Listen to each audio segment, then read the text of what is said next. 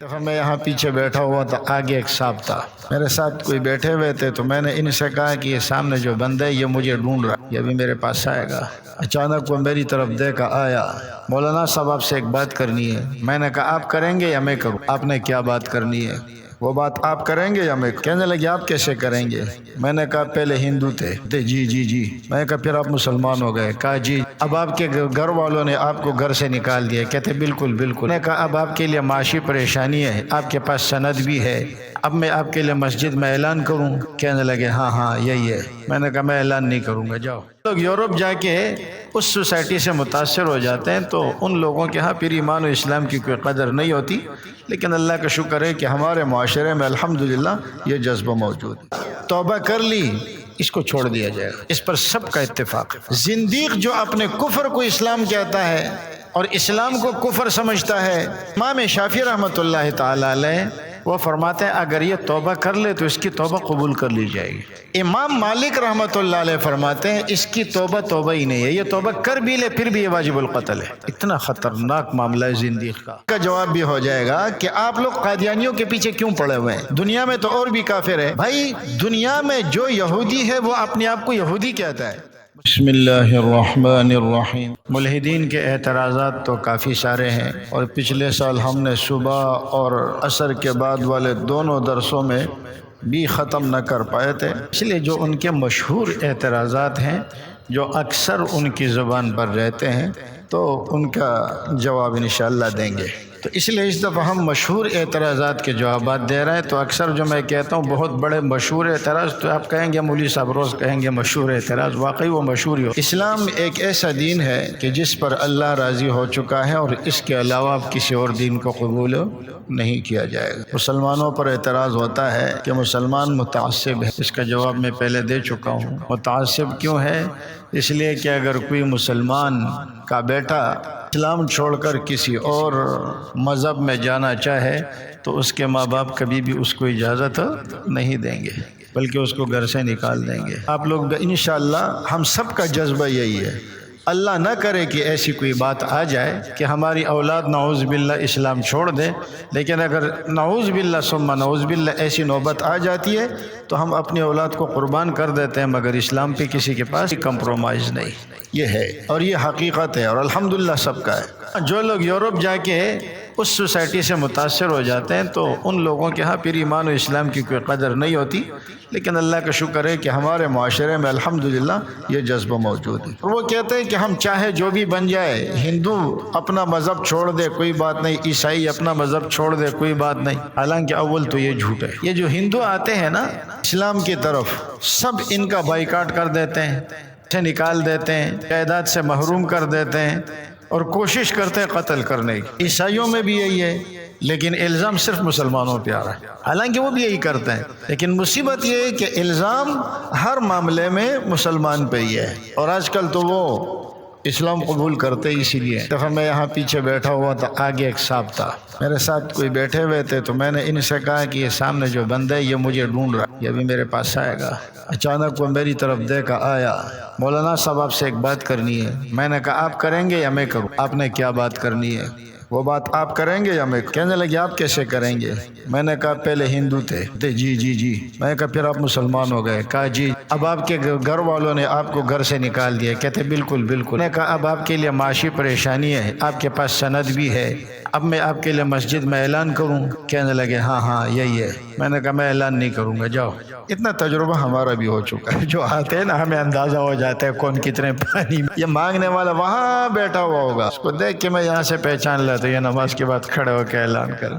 کہتا آپ کو کیسے پتہ چلا؟ میں نے کہا بس مجھے پتہ ہے نا، ہم بھی پیر لوگ ہیں بابا، ایسے تھوڑی ہے۔ کہانی کیا ہوتی ہے، جب رمضان قریب آتا ہے نا، یہ چلے جاتے مدارس میں، یہ ہوتے مسلمان ہیں، یہ ہندو نہیں ہوتے، یہ ہوتے مسلمان ہیں۔ یہ وہاں جا کر کہتے جی ہم ہندو تھے اب مسلمان ہو گئے، اور اب ہمارے لیے سند اسلام بنا دیں۔ وہ اپنے سوالات کر کے ان کو کلمہ پڑھا دیتے، تو مسلمان بھی اگر دوبارہ کلمہ پڑھ لے تو کوئی بری بات تو نہیں ہے، اور پھر اس کو سند اسلام جاری کر دیتے ہیں، پھر مسجدوں میں جاتے ہیں جی مجھے ایسے۔ تو اس وجہ سے میں نے اس کو کہا، میں نے کہا یہ سارے پروف مجھے دکھائے گا، یہ شکل سے ایک گروپ ہے، وہ گروپ شکل سے ہی پہچانا جاتا ہے۔ بہرحال یہ لوگ جو کہتے ہیں ہم متعصب نہیں ہے، جھوٹ بولتے ہیں۔ تعصب کتنا ہے، گھر سے نکال دیتے ہیں، تعصب نہیں ہے، جائیداد سے محروم کر دیتے ہیں، قتل کر دیتے ہیں، بیویاں الگ کر لیتے ہیں، یہ تعصب نہیں ہے۔ اول تو تعصب ہے، لیکن وہ سوسائٹیاں کی جس میں اس بات کی اجازت ہے، جیسے عام طور پر یورپ میں ہوتے ہیں مذہبی آزادی ہے، وہ اس بات کی اجازت کیوں دیتے ہیں کہ آپ کوئی بھی مذہب قبول کر لے؟ اس کی اجازت اس وجہ سے دی جاتی ہے کہ وہ خود اپنے مذہب کے متعلق شک میں ہوتے ہیں۔ وہ جب کہتے ہیں کہ بھائی مجھے تو خود یقین نہیں ہے مذہب کے بارے میں، وہ تو کسی مذہب پہ یقین ہی نہیں کرتے، جس کی مرضی ہے جو بھی اپنا لے اپنا لے، اور مسلمان کو یقین ہے کہ میرا مذہب سچا ہے اور اس کے بغیر جو میرا بچہ جائے گا یا جہنم میں جائے گا۔ اس وجہ سے مسلمان متعصب ہو جاتا ہے کہ اس کو اپنے مذہب کی پختگی پر یقین ہے۔ اب یہاں پر ایک اشکال آتا ہے اور بہت وزنی اعتراض ہے، اور ان کو چھوڑے ہمارے مسلمان بھی یہی کہتے ہیں لا اکراہ فی الدین۔ اگر آپ سمجھنے کی کوشش کریں گے تو انشاءاللہ بات سمجھ آ جائے گی۔ ایک طرف تو اسلام کیا کہتا ہے کہ اسلام میں کوئی جبر نہیں ہے، اسلام میں کوئی جبر نہیں ہے، کوئی جس مذہب پہ چاہے رہے، ضروری نہیں ہے کہ آپ مجبوراً کسی کو اسلام میں داخل کریں۔ دوسری طرف کہتے ہیں جو مرتد ہو جائے اس کو قتل کر دو، تو یہ جبر نہیں ہے تو اور کیا ہے؟ ایک طرف کہتے ہو جبر نہیں ہے، دوسری طرف کہتے ہیں جو مرتد ہو جائے نعوذ باللہ اس کو قتل کر دو، اسی کو تو جبر کہتے ہیں۔ اور جبر کس کو کہتے ہیں؟ تو پہلے تو کفار کی قسمیں سمجھیں۔ ایک وہ کافر ہے جو خاندانی کافر چلا آ رہا ہے، اس کو کہتے ہیں کافر اصلی۔ دوسرا وہ کافر ہے جو اندر سے تو کافر ہے لیکن اوپر سے اسلام ظاہر کر رہا ہے، اس کو کہتے ہیں منافق۔ تیسرا وہ کافر ہے جو اسلام چھوڑ کر کسی اور مذہب کو اختیار کر لے، وہ اپنے آپ کو پھر مسلمان نہیں کہتا، یا یہودی بن جائے گا یا عیسائی یا سکھ یا قادیانی بھی بنتے ہیں۔ قادیانوں پہ آ رہا ہوں، یہ میرا پسندیدہ موضوع ہے۔ تو اس کو کیا کہتے ہیں؟ مرتد۔ اور ایک قسم کافر کی اور ہے، چوتھی قسم، جس کو کہتے ہیں زندیق۔ زندیق کا لفظ تو آپ نے سنا ہوگا، معنی شاید بہت کم لوگوں کو آتا۔ زندیق وہ کافر ہے جو اپنے کفر کو اسلام کا ہے۔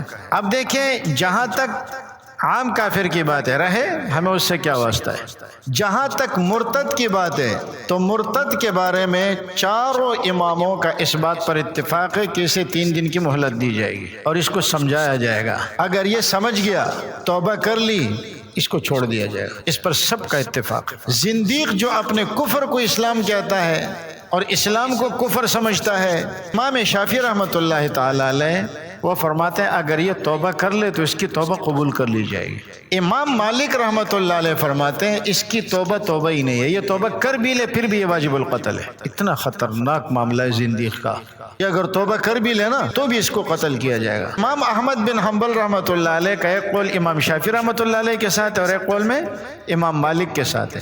امام ابو حنیفہ رحمۃ اللہ علیہ فرماتے ہیں کہ لوگوں کو پتہ چلنے سے پہلے اور اس کے گرفتار ہونے سے پہلے اگر اس نے توبہ کر لی تو اس کی توبہ قبول کر لی جائے گی، گرفتار کرنے کے بعد اگر یہ توبہ کرے گا تو اس کی توبہ قبول نہیں ہوگی۔ زندیق اتنا خطرناک ہے۔ اور قادیانی زندیق میں اس سوال کا جواب بھی ہو جائے گا کہ آپ لوگ قادیانیوں کے پیچھے کیوں پڑے ہوئے ہیں؟ دنیا میں تو اور بھی کافر ہے۔ بھائی دنیا میں جو یہودی ہے وہ اپنے آپ کو یہودی کہتا ہے، مسلمان تو نہیں کہتا۔ جو عیسائی ہے وہ اپنے آپ کو عیسائی کہتا ہے، جو ہندو ہے وہ اپنے آپ کو ہندو کہتا ہے، جو سکھ ہے وہ اپنے آپ کو سکھ کہتا ہے، اور قادیانی اپنے آپ کو مسلمان کہتا ہے۔ صرف یہ نہیں کہ اپنے آپ کو مسلمان کہتا ہے، قادیانی کیا کہتا ہے؟ کہتا ہے مسلمان صرف ہم ہے، جس نے مرزا قادیانی کو قبول نہیں کیا وہ دائرہ اسلام سے خارج ہے، ان کی عورتیں کتیاں ہیں اور ان کے مرد سور ہے۔ یہ قادیانیوں کا فتویٰ ہے۔ ذریۃ البغایا، یہ حرام کی اولاد ہے۔ قادیانی مذہب اتنا خطرناک، شاید اب آپ کو حقیقت سمجھ آ رہی ہوگی۔ آسٹریلیا سے یا کینیڈا سے ایک خاتون کا ایک دفعہ مجھ سے رابطہ ہوا اور واٹس اپ نمبر انہوں نے، جس چینل پہ میں تھا اس چینل سے انہوں نے میرا واٹس اپ نمبر لیا، مجھ سے رابطہ کیا، کہنے لگی مولانا صاحب میں آپ کے بیانات وغیرہ سنتی ہوں، ماشاءاللہ بڑی تسلی ہو جاتی ہے، لیکن اب اس لیکن کے بعد جو اس نے گفتگو شروع کی نا، سمجھ گیا کہ یا تو یہ قادیانی ہے یا قادیانیت کی طرف جھک چکی ہے۔ ناک لہجے میں مجھ سے انہوں نے گفتگو کی، کہنے لگے دیکھو یہودی تورات کو مانتے ہیں تو آپ اس کو کیا کہتے ہیں؟ اہل کتاب۔ عیسائی انجیل کو مانتے ہیں تو آپ اس کو کیا کہتے ہیں؟ اہل کتاب۔ قادیانی تو تورات کو بھی مانتے ہیں، انجیل کو بھی مانتے ہیں، قرآن کو بھی مانتے ہیں، آپ ان کو اہل کتاب کیوں نہیں کہتے؟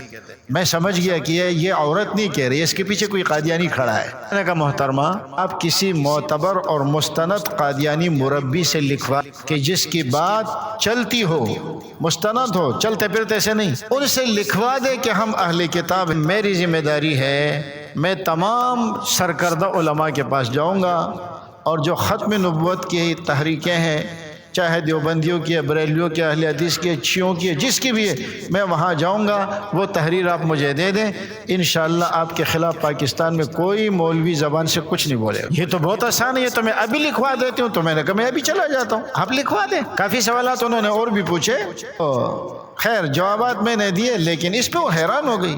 اگلے دن زور کے بعد جب میں گیا تو پھر ان کا فون آیا، مولانا وہ تو نہیں لکھوا رہا ہے۔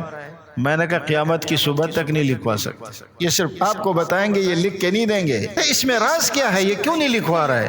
میں نے کہا اس میں جھگڑا کیا ہے ہمارا قادیانیوں کے ساتھ؟ قادیانیوں سے ہمارا جھگڑا یہی ہے کہ خود کو مسلمان نہ کہو، تو جب اس نے خود کو اہل کتاب کہہ دیا تو اہل کتاب یا یہودی ہے یا نصرانی ہے، مسلمان تو ہے نہیں۔